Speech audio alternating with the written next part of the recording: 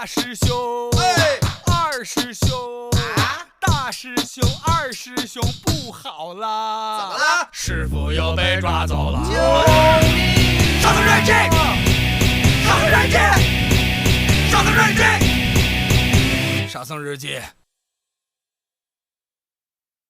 本集由唱吧赞助播出，你想下的话就下嘛，你不说我怎么知道你想下唱吧呢？英雄难过火焰山。长治2年7月1日，大师兄说太上老君的炼丹炉里真是个神奇的地方，能被烧出金色的双眼皮儿。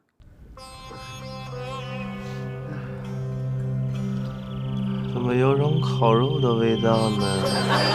哎，你别说，这么一烤，还挺香。我不行了，咱们走吧。我也不想走了，我的胡子都冒烟了。这你们就热了？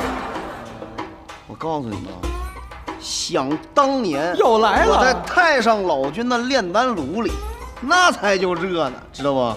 这我跟你说，这都不是事儿。你别吹了，你脑袋上冒烟了。烧得很开心嘛。得了，快点，赶紧把那馕分了吧。分了吧，快点。哎，这点苦你们都吃不了，你们能干成什么大事儿？给我吃馕。八戒，你看。那边有好多果树呀！好多果子呀！哎，师傅，哎，怎么了，师傅？还有好多漂亮的姐姐，一地的化妆包。完了，师傅，哎，师傅，完了，师傅海市蜃楼了，比我千里眼还好使吗？搁哪儿呢？我没看着啊。静静姑娘来找我了。二弟，老沙，你看着，猴哥，这哪儿有东西？你们这还真有。看完了吗？看完把简历给我。白晶晶。我也犯个白字儿，搞不好咱俩实在亲戚。这个我们3界传媒集团一向在业界久负盛名。我想问你个老套的问题，你的梦想是啥？我的意思是，你为什么要来我们公司应聘？肩负新闻的使命，成为人民的喉舌。说真话。其实呢，我是每次都靠3界都市报的新闻才能掌握心上人的动向，所以呢，我想自己成为记者，这样我就可以不费吹灰之力找到他了。记者不是私家侦探，更不是婚恋网站，你不能只为了自己跑新闻。你的职业操守太让我失望了，我想我们很难愉快的合作。姐姐，拜托，给我个机会嘛。不过我倒是很好奇，你的心上人是谁？为什么会在3界都市报找到他？我就是随便问问，你不说也行。谁呀？他呀，唐僧啊，我的玄奘欧巴。唐玄奘。从现在开始，你就是3界卫视的一名实习记者，这是你的记者证。喜欢唐僧，那么你就去做唐僧的专职报道。谢谢美女姐姐。哎呦，这小嘴这个甜。不过，作为一名实习记者，必须要掌握一项重要的技能——伪装。你要学会恰如其分地融入环境，像雾、像雨又像风，才能不会被采访者发现。明白？明白。Perfect。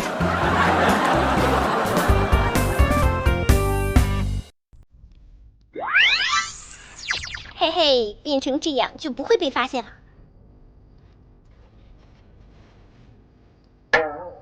哼，小样，变成这样我就不认识你了吗？哎呀，师傅，这样总可以了吧？阿弥陀佛。把他埋了吧。豆腐，我呸呸呸呸！弄我一嘴沙子。我说过来。你们看，青春呢，就好像这把沙子，你越想握紧，它就流失的越快。哇，师傅终于正经了一回。明白了，师傅。金钱就像这把沙子，你握得越紧，流的就越快。爱情就像这把沙子，你握得越紧，它流失的越快。人正如恒河之沙。师傅，那前面那个烧火的山，咱们怎么过去？人正如恒河。我杀办法吗？猴哥，你法力高强，叫土地来试试吧。又叫徒弟啊？哎，这是个什么东西？哎呀，师傅，你看这个土地，这个地方这么丑，好漂亮！什么？师傅，我想要，我看看。哎，好，行，没问题。哎，师傅，慈悲为怀吧，我求你。哎，老官，问问你啊，这哪儿啊？怎么那么热呀？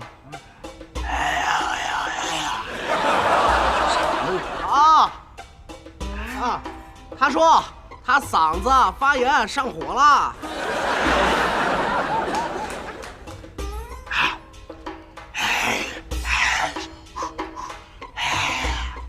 哦，师傅，他说前面那座山呢，就叫火焰山了。焰山。哎呀，怪不得这么热。但这是我们必经之路啊！是啊，你明明是瞎走。好和山被烫死不值当啊！那肯定的。猴哥，找龙王下一场雨浇灭了，不完了吗？哎呀，对，还是我八戒这大脑瓜子好使。哎呀，这到底是谁取经嘛？快去啊！对，哎呀，真厉害啊！那个，这机器都开了哈。那个说好的2万块钱开口费啊，一会儿直接打我账上啊！我有短信提示，别蒙我啊！知道啦，2万块钱开口费，不给开口费就装聋作哑，你可真够黑。这连根草都不长的地界，我要是不想着方法给自己弄点钱，你给我钱呢？是。对，那个给我打个马赛克啊！好，给他打马赛克。哎，对了。那我问你啊，就是火焰山到底是怎么形成的呢？这个500年前啊，孙悟空呢打翻了这个太上老君的炼丹炉，掉下来4块砖，分别是武汉、重庆、福州还有火焰山。本来我们这个地方是花香鸟语呀，丛林茂盛，就因为这块砖成现在这样了。你说这个死猴子啊，把我烤得这么黑，搞得我现在几百年了还都没个对象啊！所以刚才我就故意的装聋作哑，我难为他。那听说孙悟空现在去请龙王了，哎，那龙王能把火焰山熄灭吗 ？No， 不一样，不 naive， 太年轻，天真。谁灭不了？为什么呀？这也就涉及到另一个秘密啊，这是天庭当中的大秘密，我天庭当差的二表哥告诉我的。什么秘密啊？再加1万块。领导，徒弟说再加1万块，让他去死。我们领导让你去死。去了啊。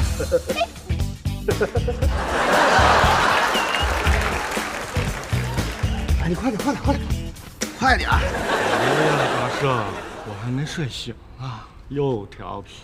赶紧，龙王，贫僧有礼。把人家从被窝里拽出来还算有理？龙王是这样，您能不能降雨，把前面的火灭了，我们方可西行啊？这，我劝你们还是绕道而行吧。绕道而行啊！让你灭你就灭，哪那么多废话呀？哎，大圣，不是我不帮，你这不是难为我吗？怎么难为你呢？以小神的法力，实在难灭此山之火啊！上次红孩儿的事儿你就没帮上忙啊，这次让你灭个火焰山你又灭不了，唧唧歪歪的，大哥你行不行啊？不是我不行，这关键这山上的火它也是3味真啊！不宜多言，不宜多言。哎，上次红孩儿的火就是三味真火，这火焰山上的火还能是三味真火？哪儿来那么多三味真火？小神人微言轻，不宜多言，不宜多言。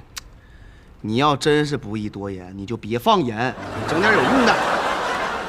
这样吧，你们去找铁扇公主，谁？但千万别说是我跟你们说的，千万别说啊！哎，这老头怕什么呀？千万别说。哎，大侄儿，你咋搁这儿呢？这两天风头不对，你请2天病假啊，别趟这趟浑水。这还真有用。这同样为官，土地和龙王这个差距怎么这么大？哎，他们2个同属极品啊！这龙王人家可是正2品，这小小土地那才7品多。当年我在天上天蓬元帅，那是官拜正3品。哎，我当年卷帘大将不过区4品。当年我1分没品。开玩笑。哦，对了，刚才龙王不是说了吗？铁扇公主有办法让我们灭火。那我们去找她吧。师傅，要我说拉倒吧。那前2天刚把人孩子红孩儿弄成那样，他不得恨咱们？一会儿去了，谁也别提红孩儿的事儿。为师相信，凭为师英俊的外表，是可以敲开他的门的。走，我们出发，这边走。好，这边走。上哪儿去啊？芭蕉洞这边。哎，师傅，在这儿啊，就在这儿啊。哎，谨慎点儿，人家毕竟是公主，要有礼貌，知道吗？没事。哎，来，师傅给你补个哎，妆。师傅，我就乖的，花姐，你补个妆啊，开心呢。哎，师傅，我脸比较黑，就不用补了啊。好。就是以后千万不要提红孩儿，知道吗？知道了。谁呀？谁？唐僧，唐僧谁呀？这不太好解释，就是那个唐僧骑马咚了个咚，后边跟着个孙悟空，孙悟空跑得快，后面跟着个老妖怪。为什么说我？那个唐僧肯定能给你开门，师傅，你放心吧。啊！哎呀妈呀！大兄弟呀！嫂子，哎呀妈呀！你咋来了呀？这不来了吗？那你之前咋不吱一声呢？我哥呢？死了。我哥死了。没搁家。哎呦我天哪！你开玩笑呢？怎么的？我介绍一下啊，这是我大嫂啊，这是我师傅唐僧。哦。公主你好，唐僧。哎呀，公什么主啊？我大兄弟的师兄弟，你就叫我大姐吧，我爱听。啊，大姐你好。这我师弟八戒。呀，嫂子好。这是那猪啊。猪。哎，快到我了。这是那个羊，是吧？你说你来就来呗，还带礼来，真是。这是我师傅的坐骑，小白龙啊，小白龙，耳朵不好使那个。哦。这个是那谁？那行吧，没啥事往里走吧，进去。进去吧，进去。走。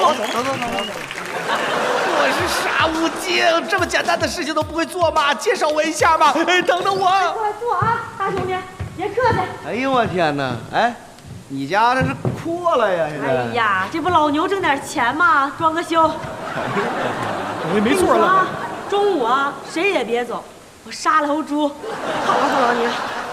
你虎啊，吃素的。忘了，没事啊，小素筋炖蘑菇管够啊，管够。素筋可还行，敞亮啊。哎呀，大兄弟东北话挺地道啊。入乡随俗嘛。这回俺们来呢，有点事儿想求你。咋还求呢？这大兄弟帮我那忙我还没谢他呢，还求。我帮你啥忙啊？哎呀，我那孩子啊，红孩儿，哎呀，我这一提我那孩子我就来气呀，我真的是大兄弟，就你能治他，要不然这孩子现在都上天了。多亏了大兄弟你啊，才能让观音菩萨收他当徒弟，要不然呢，这孩子要是下了道了，我跟你说。现在好了，事业单位，正科级，哎，多好，真的是求来的呀。最重要的是啥？最重要的是死猴子的朋友都不正常。这孩子现在性情大变呢，以前一生气喝凉水、茶馆子、吃黄豆，现在呢，又有礼貌又有才华，最重要的是啊，孝顺我。这不嘛，前2天来看我，给我买个貂。我这一说呀，我这做梦都能笑醒了。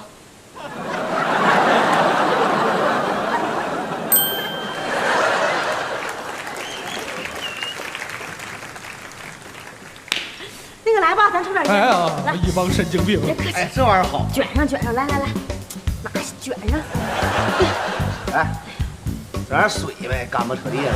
妈，光顾着唠嗑了，没给你们整水。来，喝呀，不喝。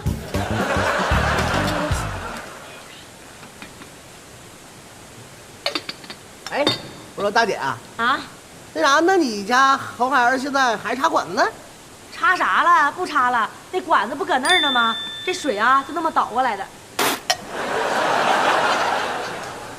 多亏了呀，我这个孩子有你们几个好叔叔，要不然啊，这孩子现在指不定野成啥样。你们呀，要有啥帮忙的啊，尽管说啊，肯定帮。讲究。那什么，确实有点忙，想让你帮。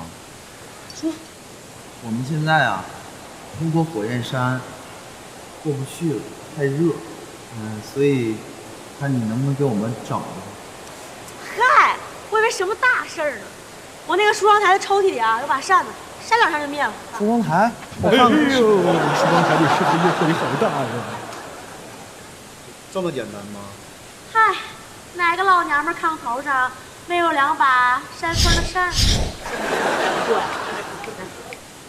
我跟你说，大兄弟，这个芭蕉扇在使用的时候啊，得避着点人啊。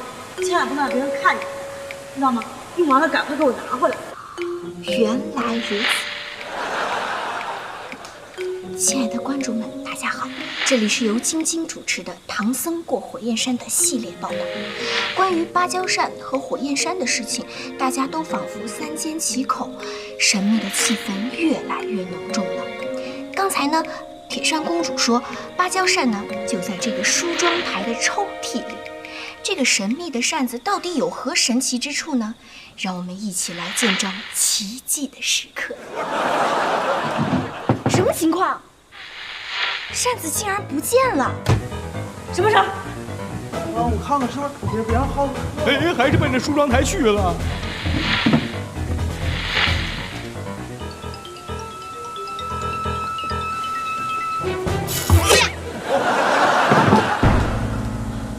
我的芭蕉扇不见了。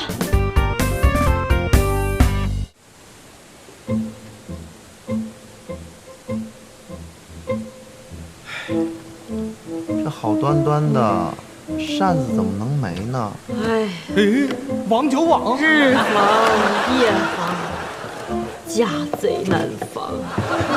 不就是个扇子丢了吗？嫂子，你急啥呀？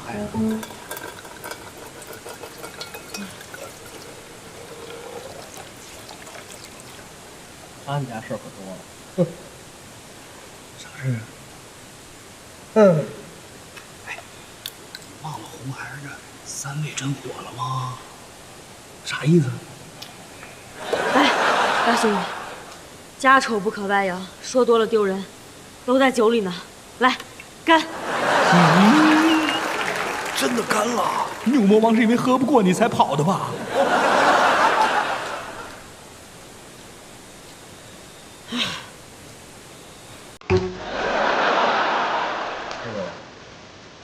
红孩儿这招是什么招啊？3味真火，火焰山的火是什么火呀？3味真火，牛魔王他会3味真火吗？不会。不会。对呀。那谁有能力遇到这么小的孩子，还悟出这份3味真火呢？不知道。当初谁把猴子丢进炼丹炉里的？玉帝，哎呦，我非弹死你这徒弟！我跟你说，淡定。瞧我这暴脾气！我跟你说，哎呀，我想不想想啊？乖，这想。不想想啊！哎呀，红孩儿的亲爹就是个牛魔王戴绿帽子的太上老君呐！高梅啊，你说谁给我牛大哥戴绿帽子了？太上老君啊！他们两个都说，你们俩什么都没说呀？没谈什么太上老君？果然又被他们俩算计了。大料啊！铁扇公主大姐的热情就像是老乡家里的热炕头。师傅，他说前面这座山呢就叫火焰山了。哦，火焰山，火焰山啊！哎呀，怪不得这么热。那这是我们必经之路啊！爬个山被烫死不值当啊！那肯定的。哎，那我们有没有办法绕过去啊？